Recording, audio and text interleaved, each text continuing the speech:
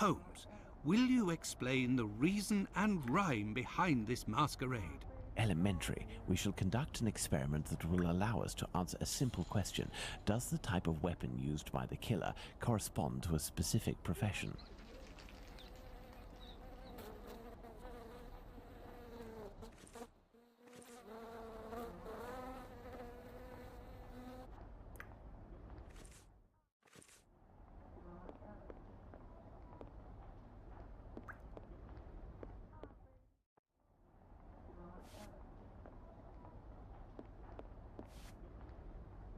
And here are our sow's heads. Congratulations, Watson. You're welcome, Holmes, but what do you really want to do?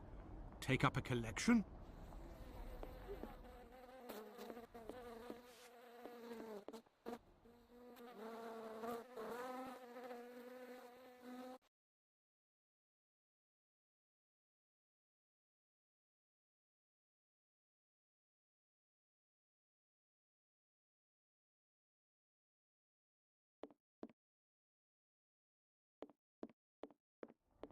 There is nothing further to find in this room, Watson. However, I need some knives. Our only hope is behind this door.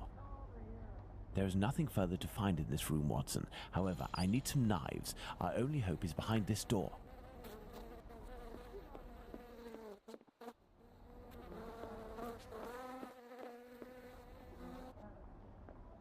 There is nothing further to find in this room, Watson. However, I need some knives. Our only hope is behind this door.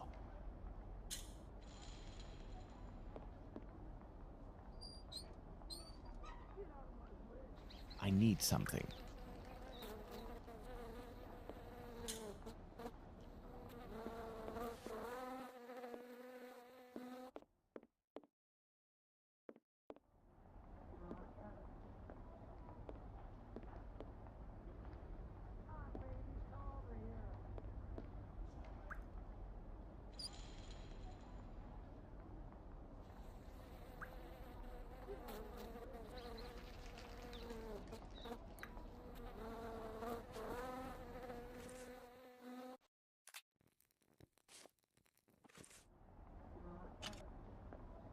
There, this door is slightly raised. There is nothing further to find in.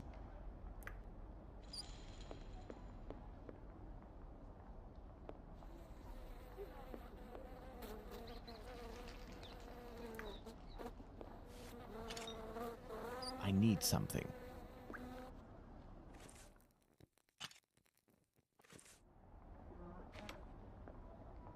Elementary.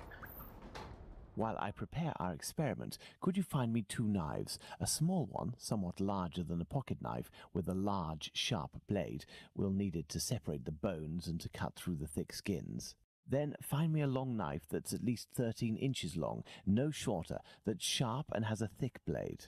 Fine, Holmes, but I'd like to tell you about Hardiman. Do you know that he prepares his kebabs himself, and... That he owns butcher's tools and uses offal? That's obvious, Watson. Pray, take my magnifying glass and my rule and get started, Watson. Find me these 2 knives.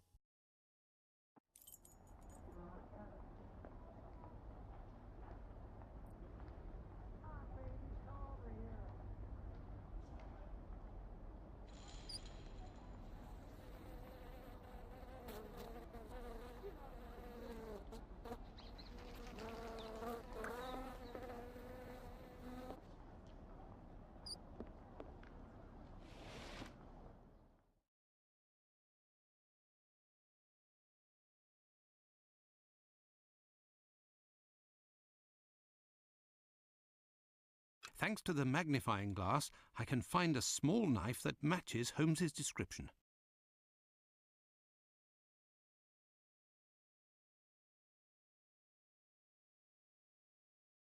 Fragments of cartilage.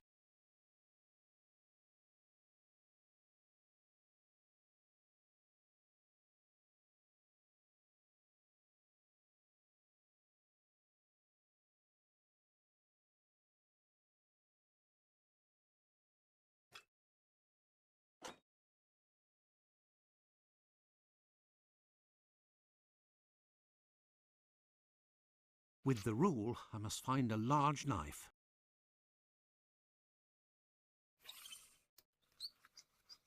Size 13 inches.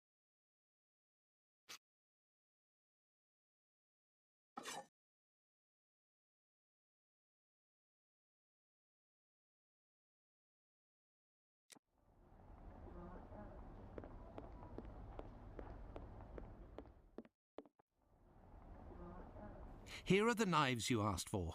Be careful, they're awfully sharp. Holmes, I must say that this experiment is making me rather uneasy, comparing animal heads to these poor women. You're right, Watson, but this somewhat shocking experiment may help to end this massacre and save other victims, you can be sure of that. Look, these pigs' heads are still bloody, which will suit our experiment perfectly. I have a pocket knife and a scalpel with me. With the two knives you just brought me, we have a similar array of weapons as those probably used by the killer. We saw 3 types of throat wounds on the deceased attributed to this man, those intended to slit the throat, those intended to decapitate, and the more superficial yet mortal wound that led to the death of the unfortunate victim in Dutfield's yard, Miss Stride. With the help of these 4 knives, we are going to try to recreate these wounds on the pigs' heads and see what we can establish about the weapon or weapons used. We may also be able to rule out Miss Stride as a victim of the killer of the other 3.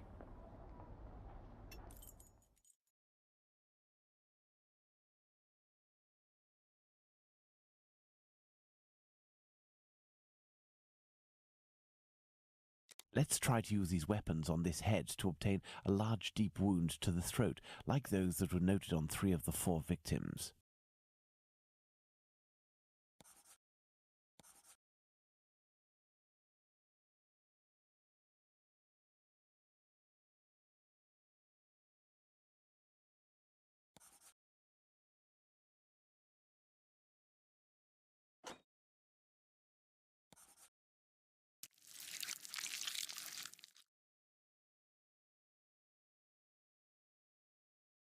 This little knife is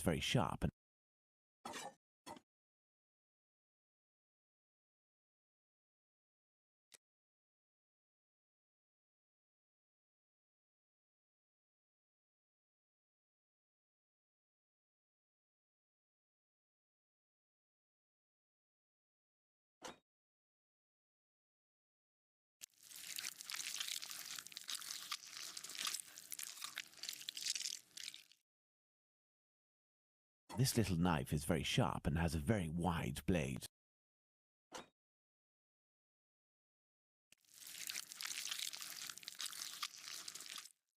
This pocket knife is very sharp, but its blade is too thin.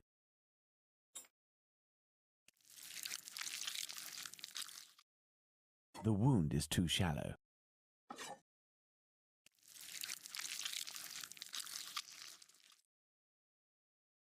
Look, Watson, this knife easily penetrates the flesh.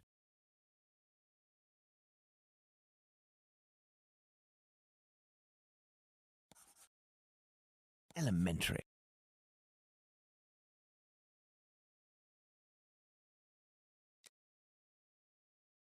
Let's try to decapitate our victim with these tools, knowing that the killer didn't quite manage to do it. Charming.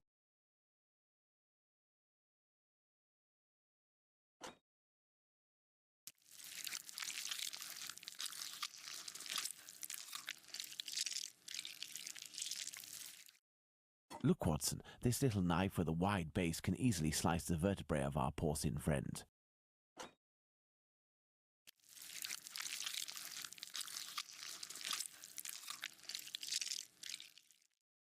The blade of this pocket knife is too thin to reach the vertebrae.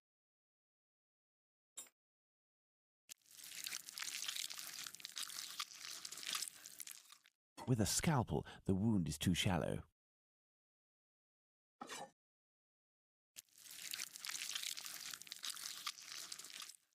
This knife with a long blade easily slices the flesh, but cannot dislocate the vertebrae. Elementary.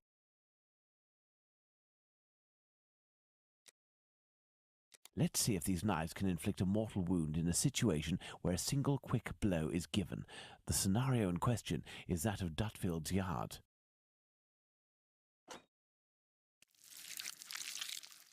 Look, Watson, the blade sinks easily into the flesh. In using the cutting edge of this pocket knife's blade, I can scrape the skin.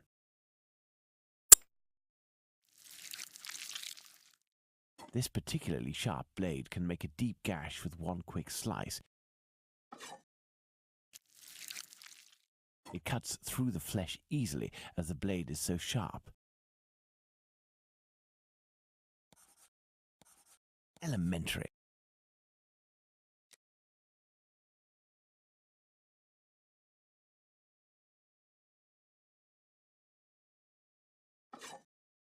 That's it, Watson, the big knife. With respect to the opinion of the medical examiners who noted that a butcher's knife with a long blade would have caused the eviscerations on some of the victims, we can assume, Watson, that he only used this type of weapon as it is capable of inflicting all of the wounds displayed. Furthermore, the Dutfield's Yard murder remains attributable, for the moment, to the Whitechapel killer, if we are able to explain why the murderer used his knife in a different manner. Why not go there now? We will try to reenact the killer's actions that night. Our first objective will be to clarify, one way or another, the statements of Constable Smith, as well as this Hungarian by the name of Schwartz. We must also try to find out more about the International Working Men's Educational Club, underneath which the murder took place, perhaps at the Wasp's Nest. Yes, let's go to Dutfield's Yard or wherever, but quickly. I am in urgent need of fresh air. Let's go to the Wasp's Nest.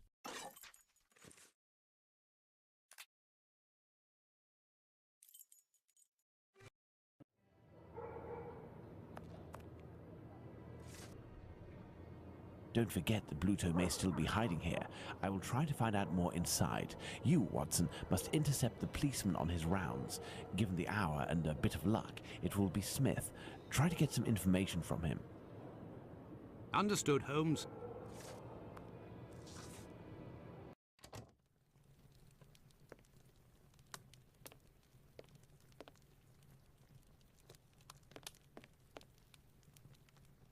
Hello. I know you. You're Squibby's guardian angel. You weren't dressed the same last time, but I don't forget a face. No hard feelings, eh? Join me in a glass? Your Jack the Ripper is on everyone's lips and written in all of the papers. You must be awfully proud of yourself. You have skill, that's for certain. It's a shame you use it to mask rather than discover the truth. You better believe that I'm going to find out who it is. I got a hold of old Schwartz's interpreter. You know, the Hungarian who saw Liz Stride get it. Doesn't speak a word of English. And when he went round to the station, another Jew went along to interpret. I found that bloke, and he repeated everything that had been said at the station. It won't be long before I find these fellows. Why do you say these fellows? Were there several of them? Do you not read the papers, or what? Well, given the rubbish that you read sometimes. Let me explain. At 12:45 a.m., Schwartz goes down Berners Street towards Fairclough, on the side of the road where the Workers' Club is. A bit further from there, just near Dutfield Yard's wooden doors, a chap and a lady are arguing. The Star said that the bloke wanted to push the girl into Dutfield's Yard, but the translator told me that Schwartz saw him pulling her towards the road. She doesn't want to follow. He grabs her by the shoulders and throws her to the ground. She falls a bit, but not too loudly. Old Schwartz is scared, crosses to the other side, but continues in the same direction. The bloke with the girl notices him and yells, "Lipsky!" At the same time, another bloke at the corner of Fairclough and Burner who was lighting his pipe gets in on the action. He starts coming towards Schwartz in a menacing way, and Schwartz takes to his heels, doesn't see anything else. Once he finds out that a woman got herself killed, he went to testify and identified Long Liz Stride as the woman he saw getting thrown about. So there were definitely two blokes, mate. But why am I telling you all this? In vino veritas. I'll take my leave then, Mr. Bulling. That's right. Till next time.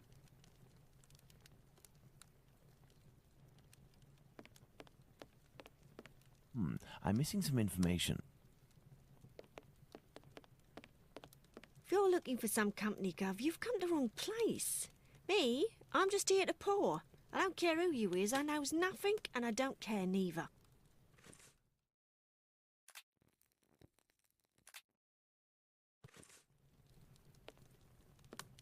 A draught, my good man.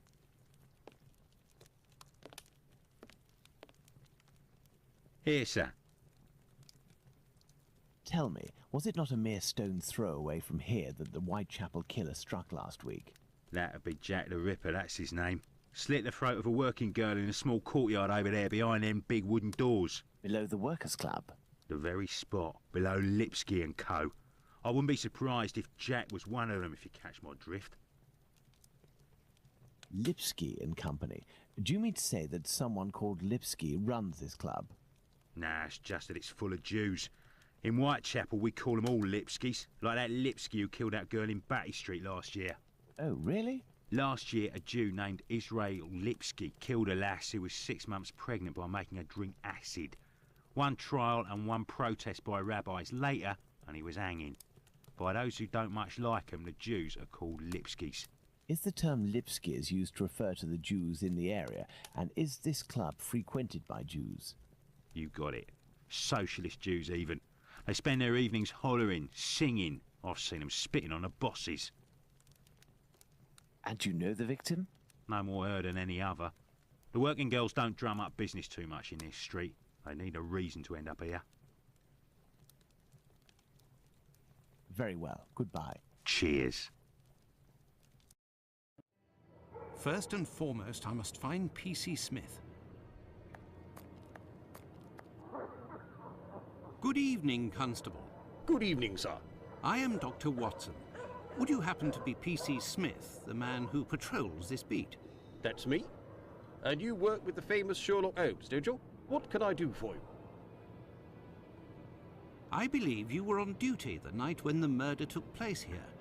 You would certainly be able to confirm a few details, such as the time of death that the medical examiner gave. It's just that I wasn't there when the body was discovered. I don't think I can help you. But I was told that you had seen the victim that very night. Indeed. But it was before the murder. I saw her, not far from here. She was talking to a man. It was around 12:30 or 12:35 a.m. What did this man look like? I only saw him from behind, really. He was wearing a short black outfit, a small felt hat like a cap in a dark colour, and a white collar. He seemed to be a respectable type. He was carrying a packet in his hand, wrapped in newspaper, about 18 inches long and about 6 inches wide. His outfit reminds me of someone that I know. Was he a large man, on the older side? I don't think so, no. Even though I only saw him from behind, I would say that he was barely 30 years old, or even less. Say 28, or even less.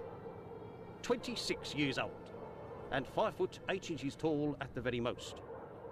He had a small dark brown moustache and an olive complexion, I would say, but once again, I only caught a brief glimpse of his face in three-quarter profile.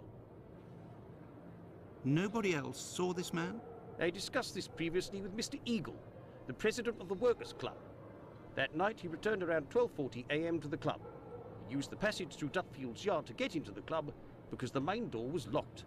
He can attest that he didn't see anyone else in the passage at that time, but wasn't really paying attention to who else might have been in Burner Street itself. He was listening to the song coming from the club. In short, no one else saw him. Well, thank you for having satisfied my curiosity, my friend. A fine evening to you, Doctor.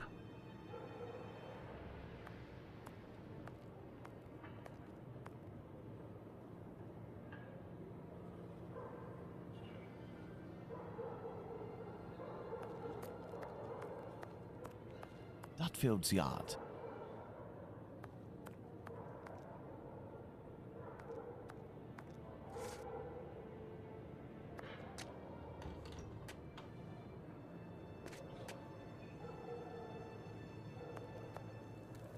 Your interrogation of P.C. Smith has proven to be very shrewd and of great interest. Thanks to the information I've managed to gather and that you were able to read in my notes in Baker Street, Watson, we can recreate what happened that fateful night at this location, Dutfield's Yards to be precise, the site of Liz Stride's murder.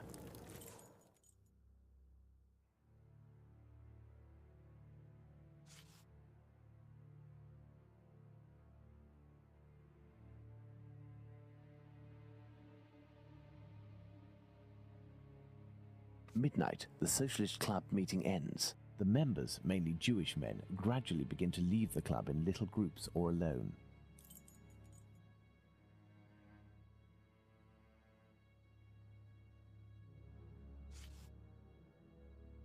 12:30 to 12:35 a.m., Smith notices Liz Stride talking to the man with the package.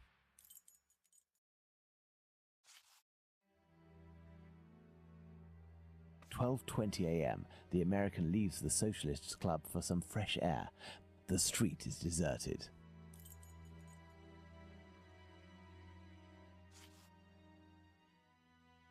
12:40 a.m., Eagle, the president of the club, enters the Workers' Club via the passageway through Dutfield's yard. He passed through Dutfield's yard. If Liz Stride had already been killed, he would have had to walk over her. The murder, therefore, had not yet happened.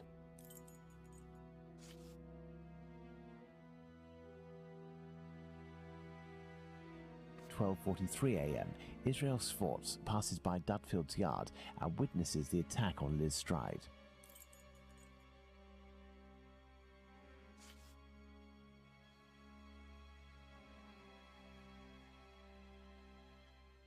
12:44 a.m., Schwartz crosses to the other side of the road. The attacker sees him and yells, "Lipsky."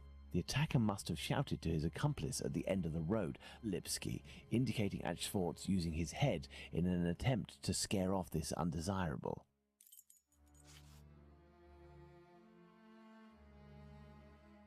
At 12:45 a.m., Schwartz runs away, followed for a short distance by this man.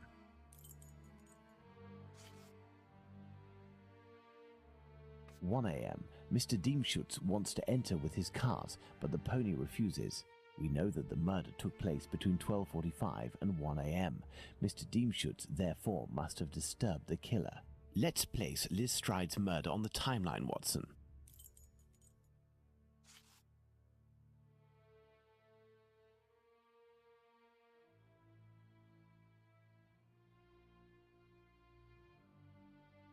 At 12:45 to 1 a.m., the murder of Liz Stride. It took place in this very spot, as the traces of blood were very confined.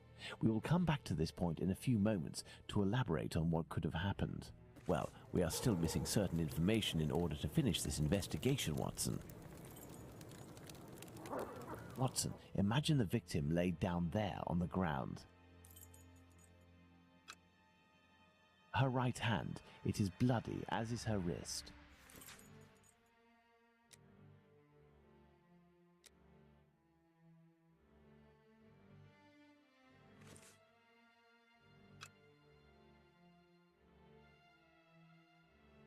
The throat, there is but one clean cut, slightly slanted downwards.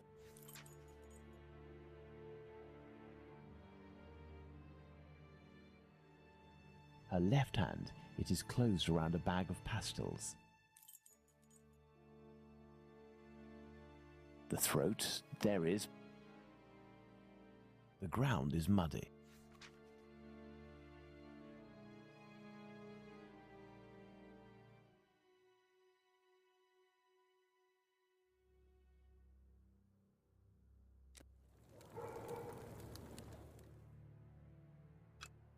Her knees and dress, they are clean.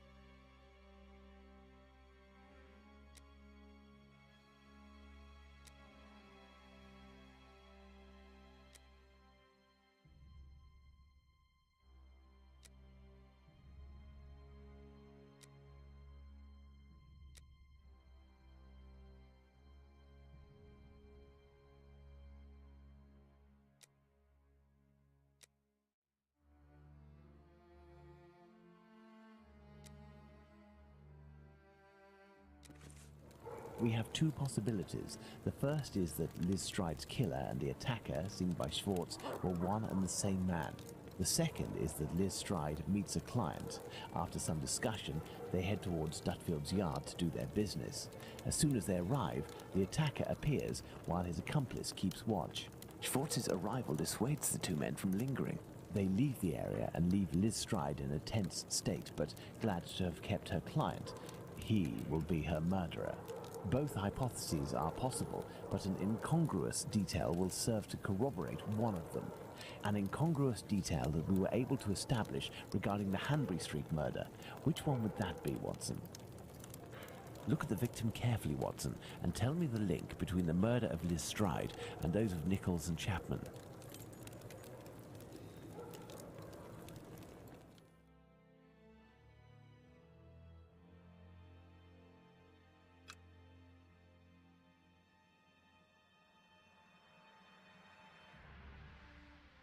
The bag of pastels, Holmes. The bag of pastels. Indeed, Watson. If this woman had to defend herself against an attacker, why would she have held onto this bag in her hand? It didn't fall because this woman's hand tensed at the moment when she fell to the ground. Therefore, Watson, we know the killer distracted his victim's attention by making them take something out of their pockets. Why didn't he slit her throat like the others? He must have feared a struggle with this strong-willed woman. Why didn't he eviscerate her? Because Louis Diemschutz arrived. Do you think the Whitechapel killer is behind this murder, Holmes? Yes, and now this murder has been linked to its rightful perpetrator, it will take on deeper meaning when we have examined the facts from that night. Let's go to Mitre Square, where Catherine Eddowes was killed. And make haste, Watson, as we have another murder to commit in 40 minutes.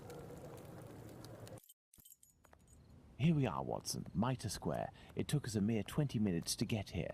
If the killer left Dutfield's yard around 1 o'clock, as we assume, he would have arrived here at around 1:20 a.m. We know that Catherine Eddowes' body was discovered at 1:44 a.m. Catherine was released from prison around 1 o'clock, but we have no information as to what she could have been doing until her death.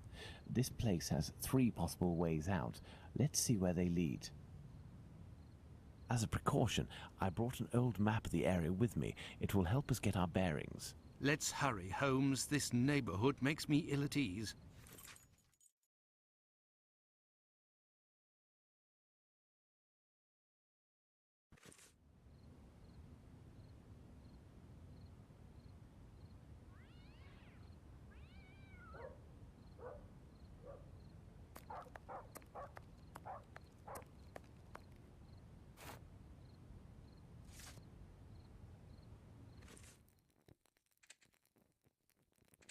Take the lantern, Watson.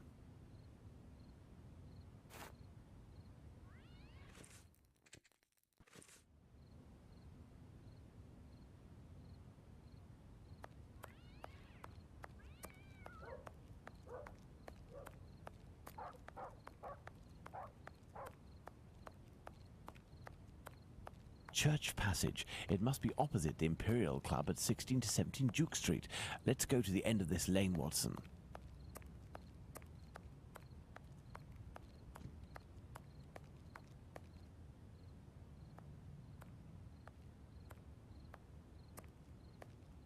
Hello, you must be Abraham Solomonovich, am I right?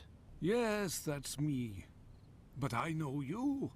You brought a lad to my place to take care of a cat, and I loaned you my mask. That's me. May I present? Dr. Watson, of course. Delighted. And you? I have known for a few days that you are a detective by the name of Sherlock Holmes. Is that so? You don't miss a thing, do you? It was the children who gave me away, am I right? They didn't want to, but I gained their confidence by offering them a small comb and half a cake. They made a good deal out of it, so I don't blame them. However, I must request, as a personal favor, that you do not reveal my identity. You have my word. Curiosity is just killing me, as you may have guessed. Would it be breaking an oath to confide in me the nature of the investigation that you are leading? Does this spot where we are now in Mitre Square mean anything to you? A demon lives in this city, Mr. Holmes. These unmentionable acts degrade the human race and put the Jewish community in terrible danger. Lots of rumours are circulating, but they are but rumours. I see you're leaving the Imperial Club. It's a stone's throw away from Mitre Square, and the 2 recent murders were most probably discussed in there. Do you know if anyone from the club saw or heard anything that night? Yes, Mr. Holmes. That night, 3 members of our club saw a woman talking to a man at the very spot where we are standing, a few minutes before the body was found at the end of this passage. Fantastic, Holmes. Calm yourself, Watson. There is nothing at the moment to suggest it was the victim. Can we meet these members? I am afraid that won't be possible. As soon as the police heard the evidence of these men, they were sworn to silence. I understand. But you are working for the good, and I must tell you what I know.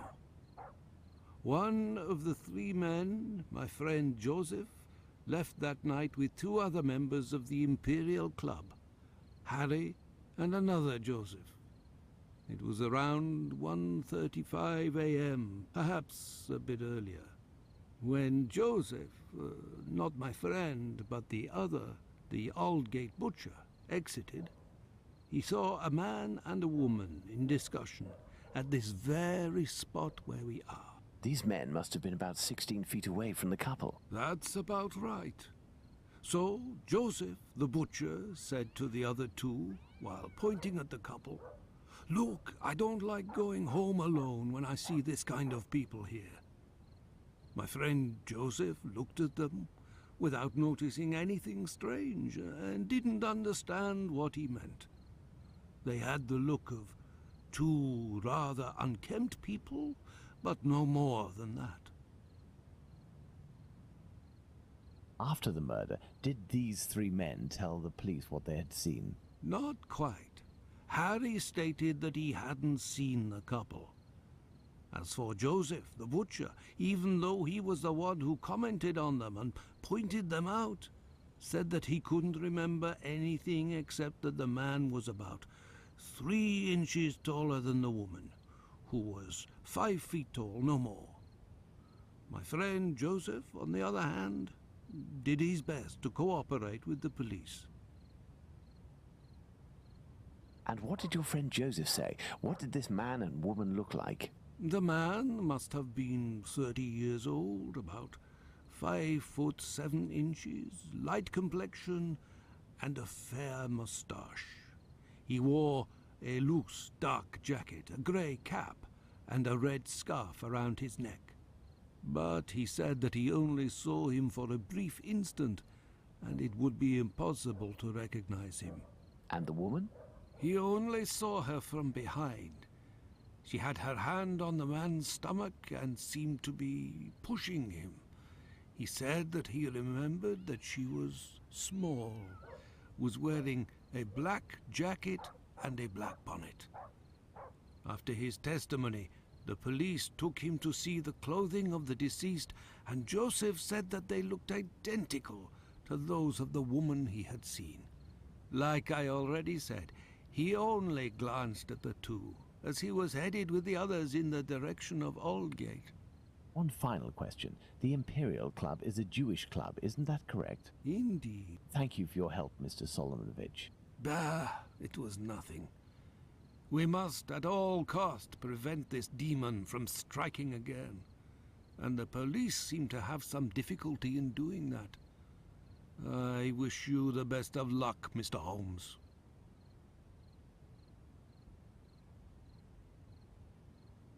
This building is the Great Synagogue of London.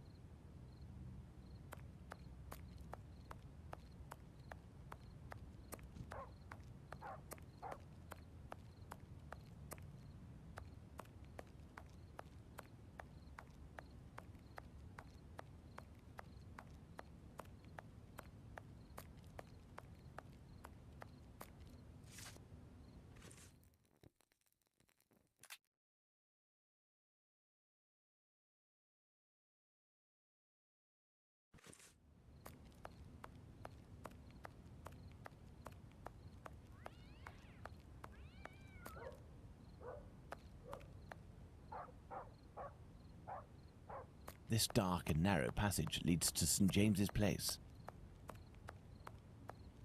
I have no reason to go that way.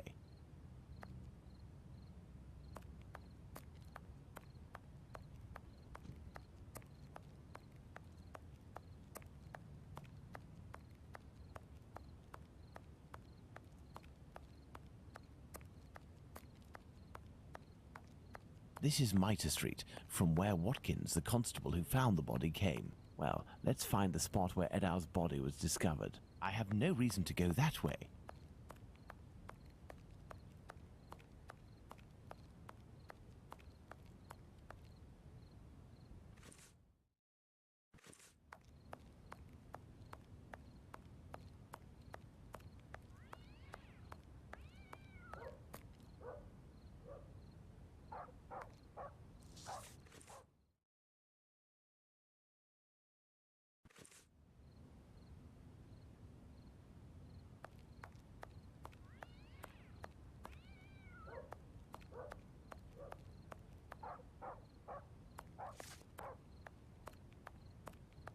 I have no reason to go that way.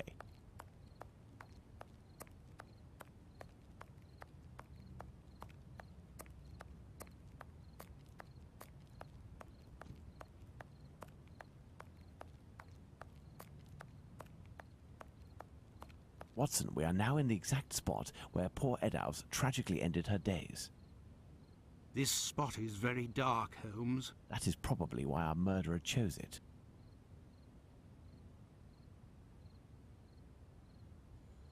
Do these objects spread out by the victim remind us of anything, Watson?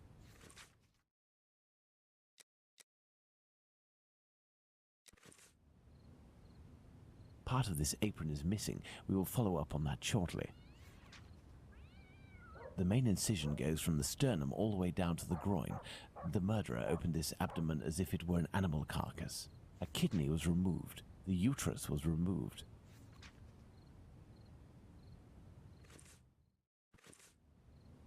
The head is turned towards the left. The murderer must have been on the right side of his victim. Let's look at her from the front.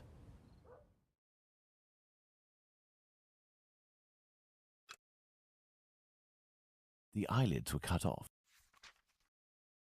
The nose was cut.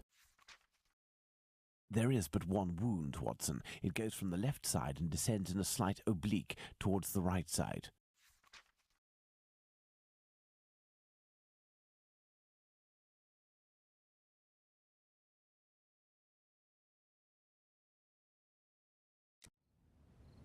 These intestines were pulled out altogether to grant access to the abdomen.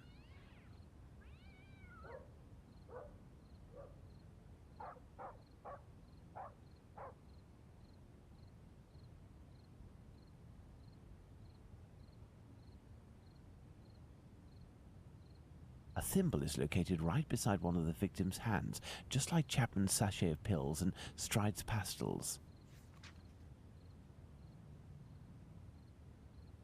The head is turned towards the left. The cheeks were slashed to make them thinner.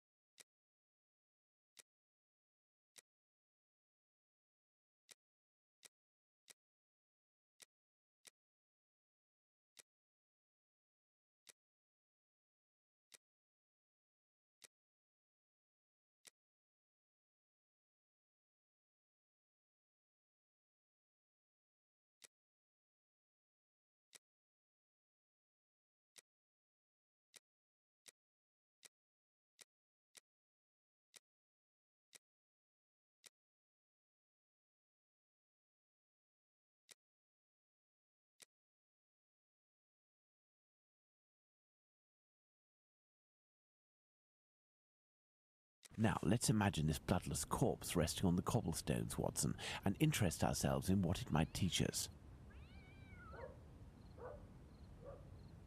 The inside of the thighs is clean. Once again, there were no sexual relations between the victim and her murderer. My goodness, Holmes, it was a slaughter. Understand, Watson, that our killer had neither the time nor the conditions to bother with the niceties. He had no more than 7 or 8 minutes at most to kill the woman, open her up, and all the while in total darkness. Holmes, it's a woman, a poor victim you're talking about. Consider all the time this man lost and the risks that he actually took by cutting the victim's face and the lower abdomen in around 20 precise spots, especially the lungs and the liver. These attacks, which I considered gratuitous, are in fact nothing of the sort and have as much sense as the removal of the organs. Watson, we must now consult our timeline. We began in Dutfield's yard, but this time we will try to recreate the actions of certain people, in this case those of the 2 policemen.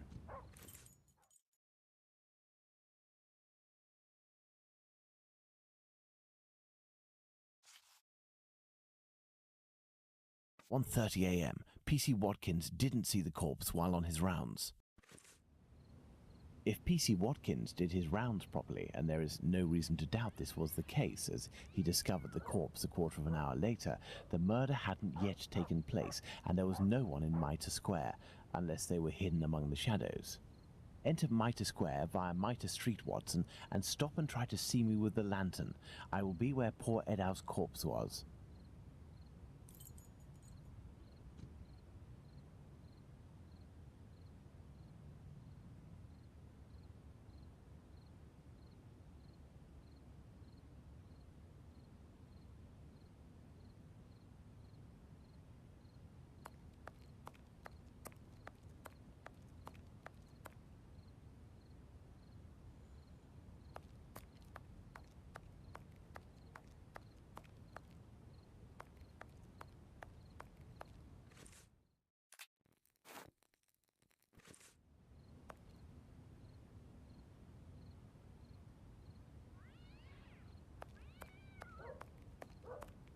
I have no reason to go that way.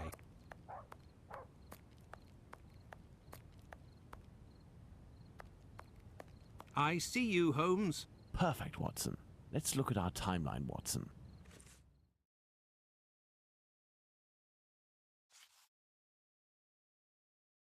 Very good, Watson. Thus we can categorically state that the murder had not yet occurred at 1:30.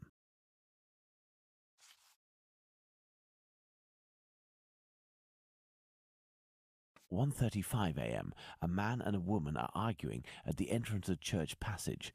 The man came from Aldgate.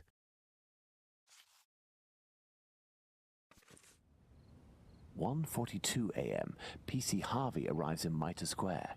It should be noted, Watson, that the constable didn't enter Mitre Square. He could not have seen the corpse lying on the ground. But would he have been able to see a man sitting or standing? Go to the Church Passage entrance, then come back and try to see me while holding your lantern. I will stay at the spot where the victim was discovered.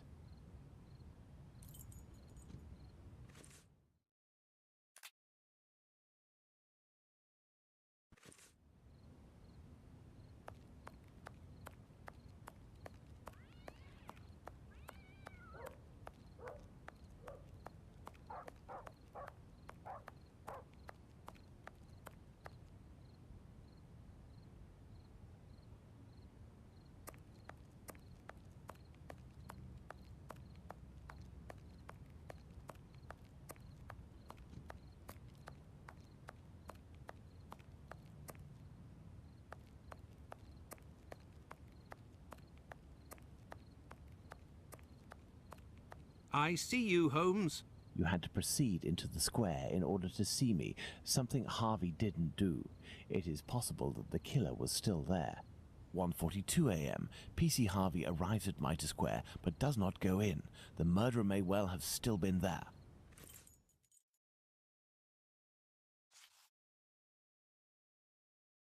1:44 a.m. The body is discovered. Let's put the murder of poor Eddowes on the timeline, Watson.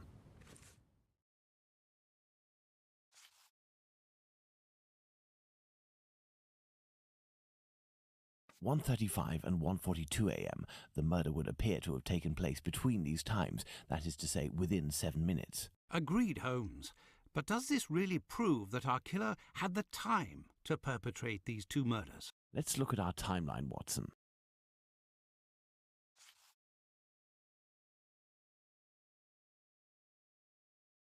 There, Watson, we are now certain that the murderer really had the time to commit these two murders. Incredible! This spot is making me nauseous. Can we not head back, Holmes? We certainly can't, Watson. We have one final point to address. Do you remember the piece of white apron that was missing just now? It was found just a few steps away from here, at the entrance of a building. That's where we must go.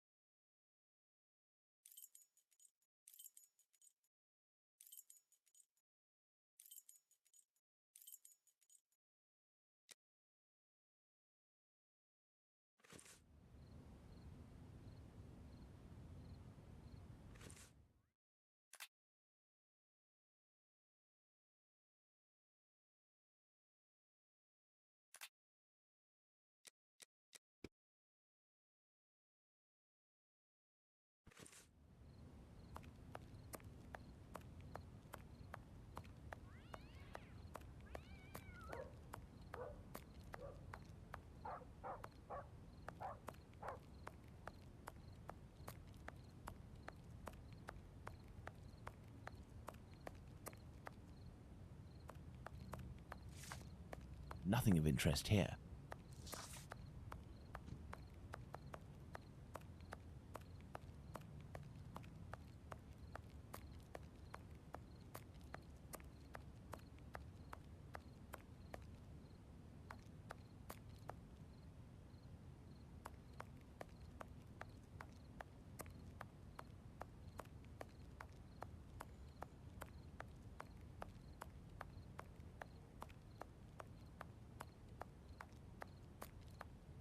I have no reason to go that way.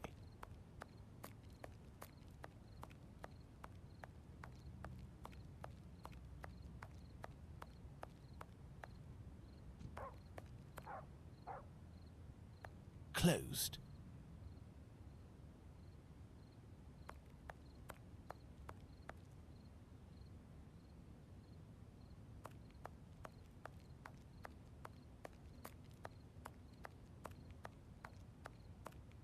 I have no reason to go that way.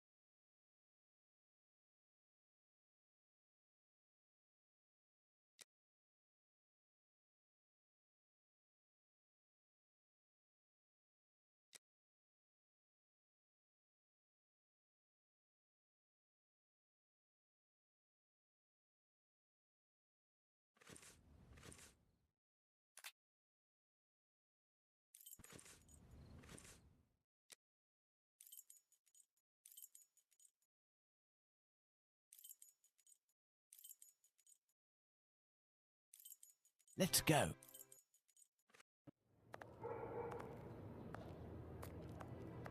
There's the spot, Watson. By night, Goulston Street is deathly silent, which will permit us to carry out a fair few experiments. Let's find the entrance where the piece of the victim's apron and the mysterious chalk message were found.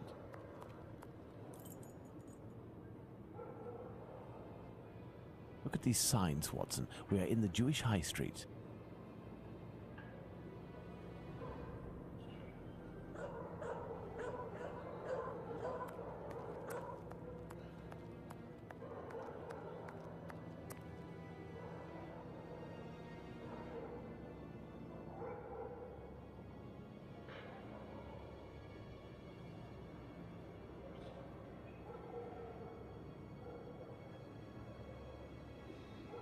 There's the spot where the apron and the message were found by PC Long.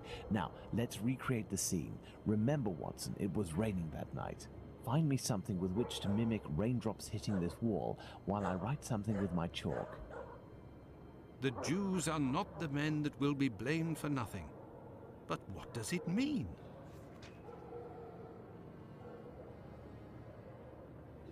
Have you found something for us to pour water from, Watson? Find a container and some water. Let me remind you that it's night time and the street is deserted, Holmes.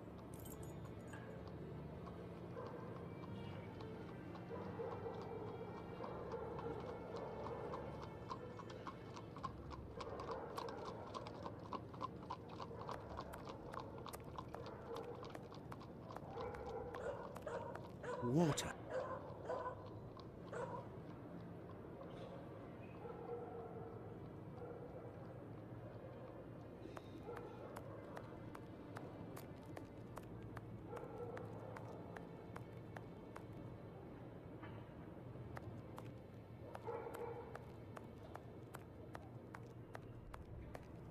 That may come in handy. Who knows?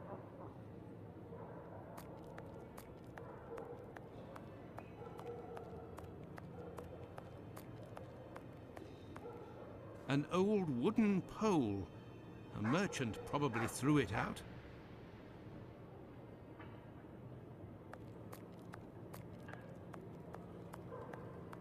That may come in handy. Who knows?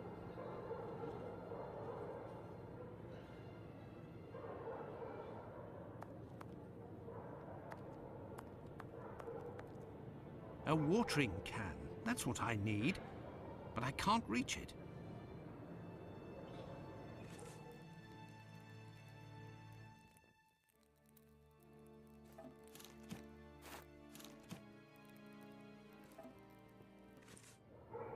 A watering can.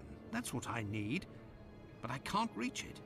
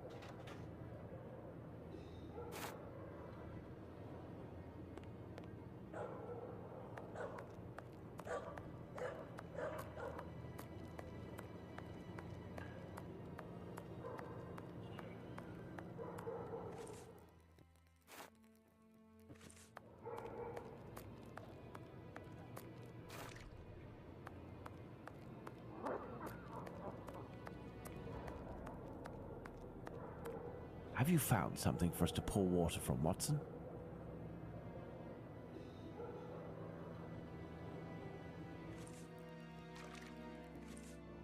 Yes, I have, Holmes.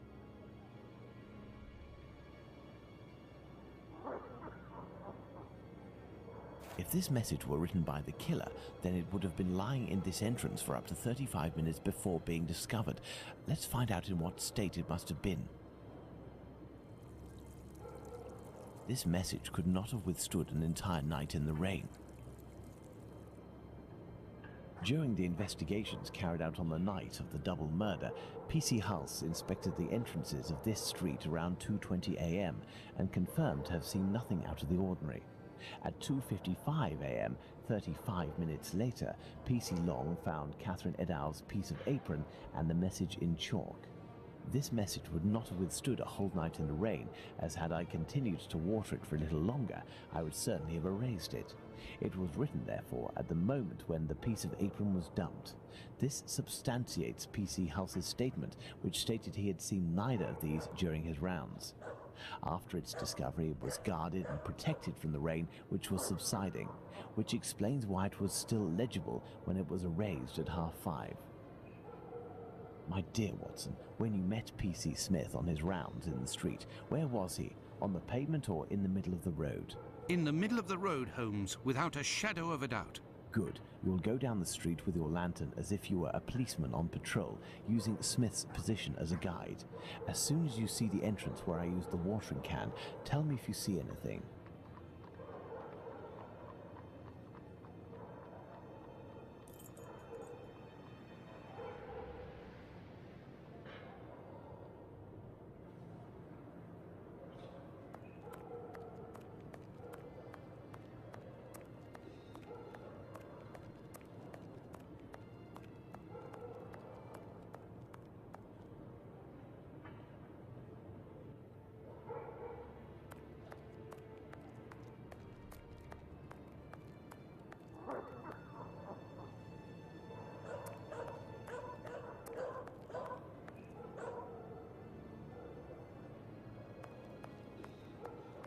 There, Holmes. From here, I can see something written. Can you read it? No. Do you see the white rag, Watson? I see something on the ground, but I'm not sure if it's what you were talking about. P.C. Long, who found the piece of apron, was examining the interior of the entrances, and yet nobody would have predicted that this piece of material would be discovered on the very night of the murder by a policeman on patrol. What are you trying to get at, Holmes? Let's look at this message on the wall, Watson. The Jews are not the men that will be blamed for nothing. In other words, the Jews were possibly blamed for nothing, but that will no longer be the case. Reading this message naturally begs one question. What would that be, Watson? Why? Indeed, Watson, why? For what reason would one have the right to blame the Jews in the future? Remember, Liz Stride was killed near a club for socialist Jews, Eddowes not far from a synagogue and the Imperial Club, and finally, this piece of apron dropped here. This building is occupied by Jewish families. The killer really did go out of his way to incriminate the Jews living in the area. It's a bit obvious, Holmes. Yes, but with the rumors, Watson, the author of this message would have received a response to his strategy. You are right, Holmes. So perhaps it's a good thing this message was erased. Whoever took the decision to do this is a man of great wisdom and courage. Let's return to Baker Street, Watson. I have some pipes to smoke to help me think more clearly. Let's go back to Baker Street. Home, sweet home.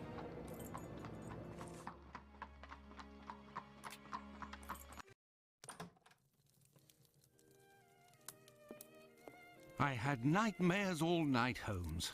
As for you, I bet you didn't get a wink of sleep, did you? It's this chalk message business, isn't it? Among other things. And this lunatic is still running free. If only we knew what he looked like. But we do know, Watson. We have a fairly accurate description. I must have missed an episode of your adventures, Holmes. Not only have I heard you discredit the value of our eyewitnesses, but the few descriptions we do have don't seem to correspond. An inaccurate account can regain its value if we can discover why and to what extent the truth must be rewritten. We've learned a great many things tonight, and I'm able to tell you what our man looks like. Really? Yes, and we're going to need a few things, Watson. Find me 3 mannequins, my worker's costume, my 3 full wigs, one of your worn garments, yes, that can be used for the workman's outfit, and one of your old suits. Oh, and my deer stalker, the one I never wear, but everyone seems to think I wear day and night.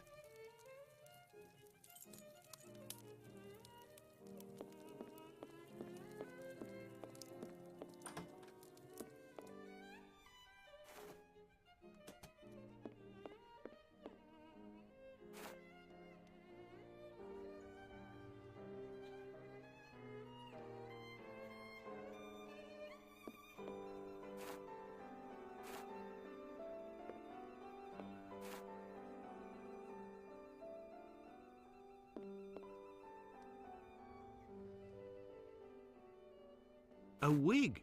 This will come in handy.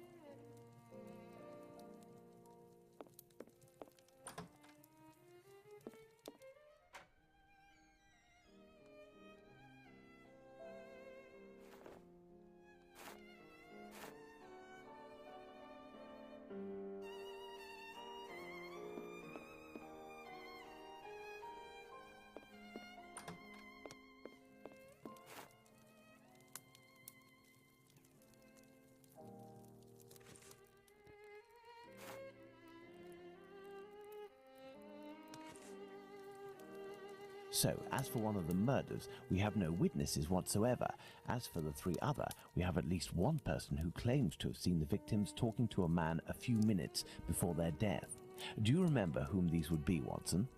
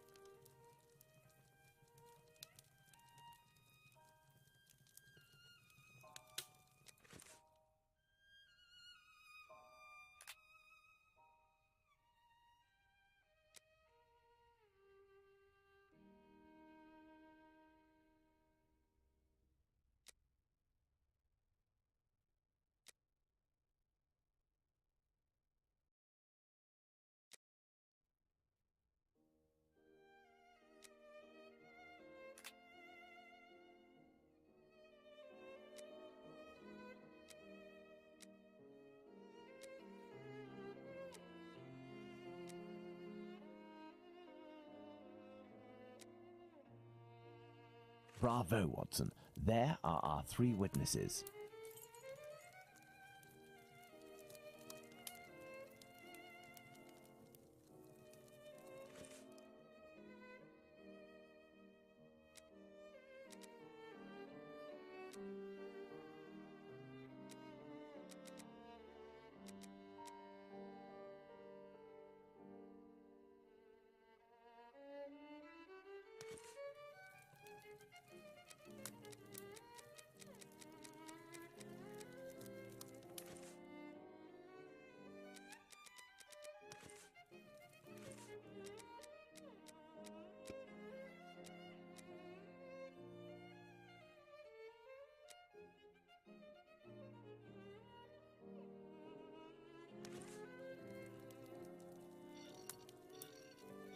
There is an error, Watson. Let's reread Abraham's testimony.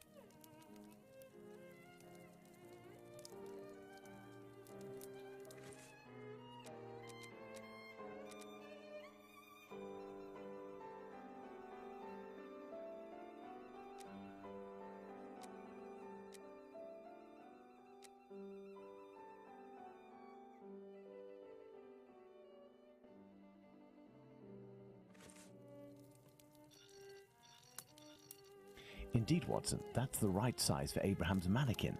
The account given by Mr. Solomonovich's friend is incorrect in at least one point. The first Joseph said that the man was at least 5 foot 7 inches tall. The second Joseph said he was 3 inches taller than the victim, whom we know was 5 feet tall, which would suggest a height of 5 foot 3 inches. Don't forget that it was this second Joseph who attracted his friend's attention towards the couple on the other side of the road. We can assume he got a very good look at them.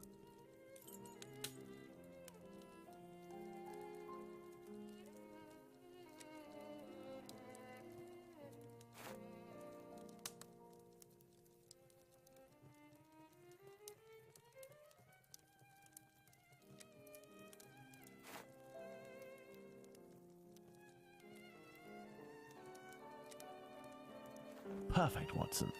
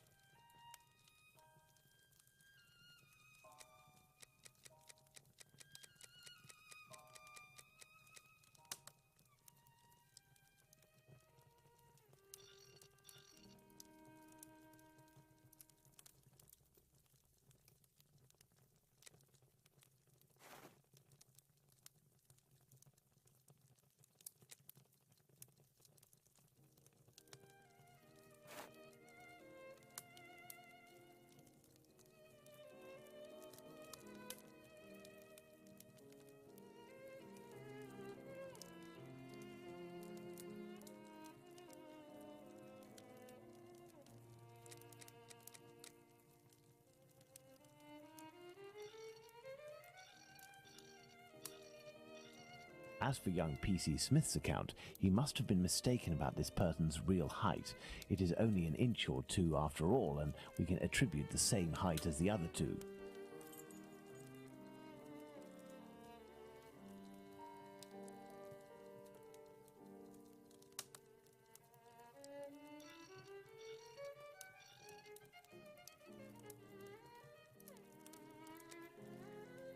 Perfect, Watson.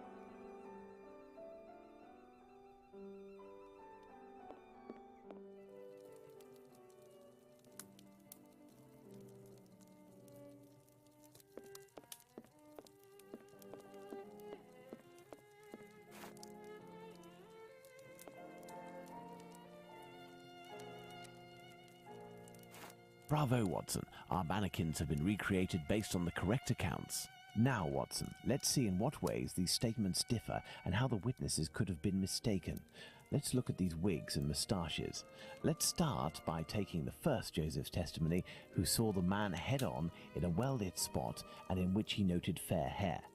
Now, let's consider the same person, but in the lighting and angle of the other two witnesses, in the darkness of night, with poor artificial lighting from above. Put out the light, Watson.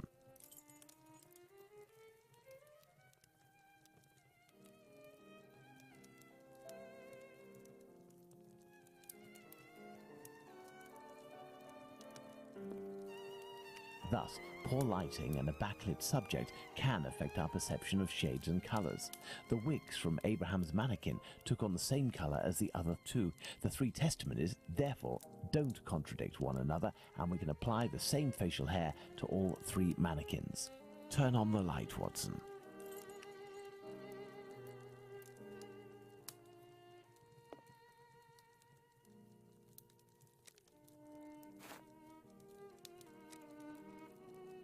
Yes, I have, Holmes. Well done, Watson. With regards to the murderer's hair, the three witnesses should agree on Abraham's testimony. As Joseph is the only one who saw our man in full light, his hair must therefore be fair. You see, Watson, it is hard to draw objective conclusions when one is an eyewitness to an event. This leads us to reconsider the various statements regarding the supposed age of the man. Even if you are face to face with someone in full light and for a period of several hours, to what extent can you determine their exact age? And even more so if you observe them for only a few seconds and or from behind. We must allow some flexibility when considering our witnesses' statements, but always scientific flexibility.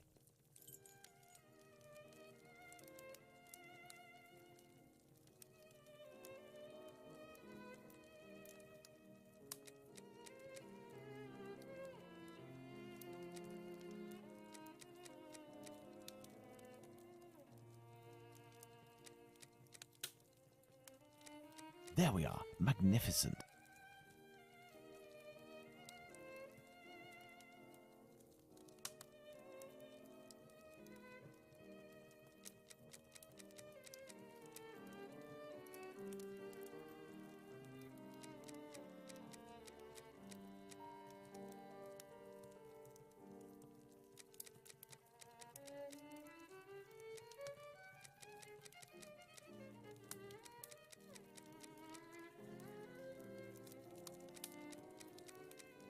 Perfect, Watson.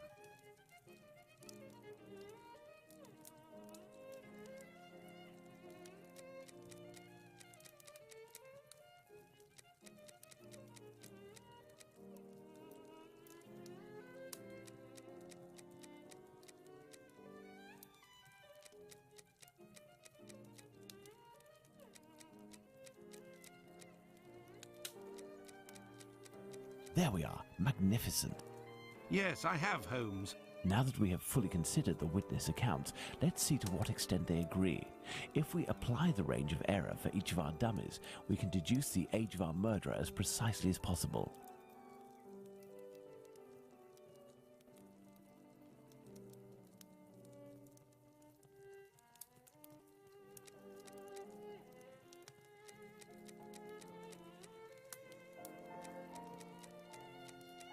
Perfect, Watson. Within a margin of 1 year, Watson, the age of our murderer is 33 years. But the man described by Smith was dressed respectably, whereas the other two were poorly dressed. Indeed, but Whitechapel's respectively could quite easily describe the Sunday bests that all lower-class men own. Now, let's place ourselves in the shoes of Liz Stride's killer. He has just slain his victim and sees Louis Diemschutz discover her body. Our killer is at great risk if he stays in the area. He therefore gets away from this spot. But he wants to kill again. However, he might have been spotted in the area before having committed the murder by a constable on his round, perhaps, who managed to get his description. What do you think the killer will do?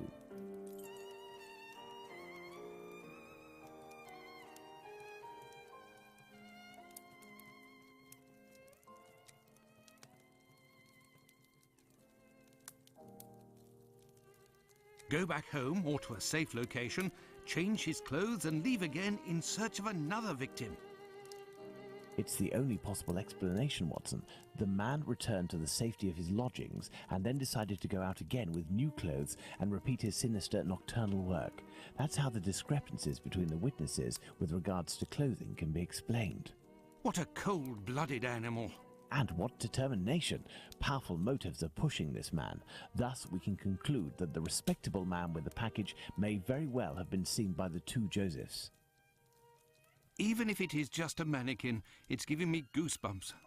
But have we really made any progress, Holmes? I mean, there must be thousands of men in Whitechapel who match this description, wouldn't you say?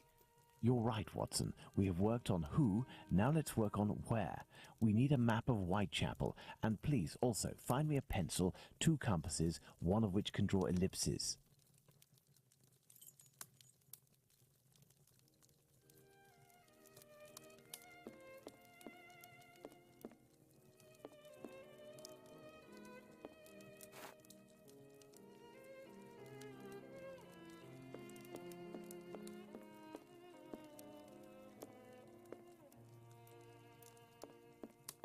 I am in need of something.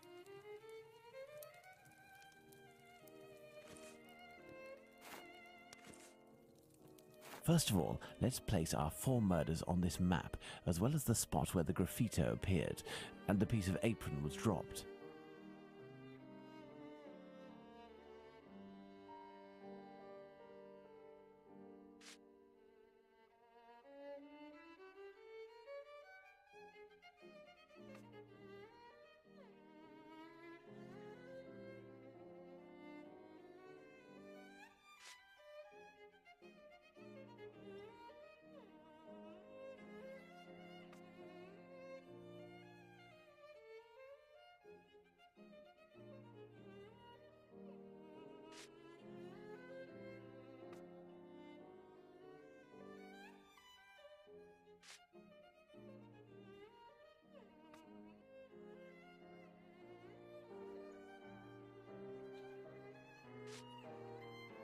Perfect, Watson. Let's connect each crime scene to the one out of the others that is the furthest.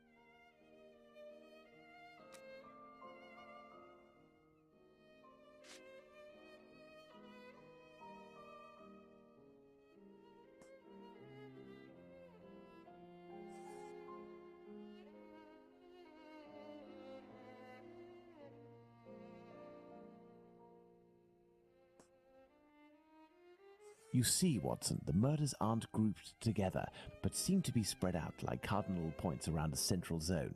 The killer obviously wanted to avoid returning to the previous scenes of his crimes, assuming that they would be more closely watched or that he could be recognized. So the killer lives at the centre of this cross. In the vicinity, most certainly, but how near? We cannot afford to get it wrong. If you concentrate, Watson, you will notice that the murders are roughly equidistant from the intersection point of the diagonals. Let's focus on the night of the double murder. Remember, Watson, it took us 20 minutes to get from Dutfield's Yard to Mitre Square. Let's draw a line from one to the other. Perfect. We didn't make the trip as the crow flies, but that would not harm our estimate. Let's suppose the killer left Dutfield's Yard at 1 a.m. and arrived in Mitre Square at 1:35 a.m. when he was seen by the two Josephs. If he took 5 minutes to change his clothes, that leaves a range of 10 minutes to determine where this man's lodgings are. We must determine the area in which one can go from Dutfield's Yard to Mitre Square in less than half an hour. To do this, let's draw an ellipsis. The length between Dutfield's Yard and Mitre Square corresponds to 20 minutes. By adding half, we get a distance of 30 minutes. By taking the two right segments, each starting from the two murder scenes, and which the sum of the lengths makes 30 minutes, we get our ellipses.